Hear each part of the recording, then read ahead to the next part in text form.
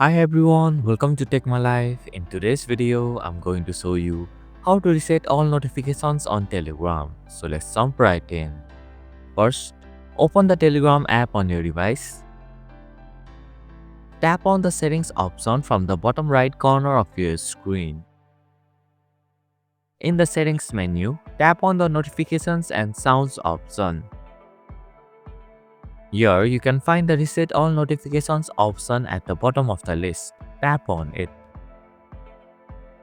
A confirmation message will pop up. Tap on the reset button to confirm and reset the notifications. And this is how you can reset all notifications on Telegram. Thank you for watching Take My Life. Hope this video was helpful. If it was, then hit the like button and comment down if you have any questions or feedback.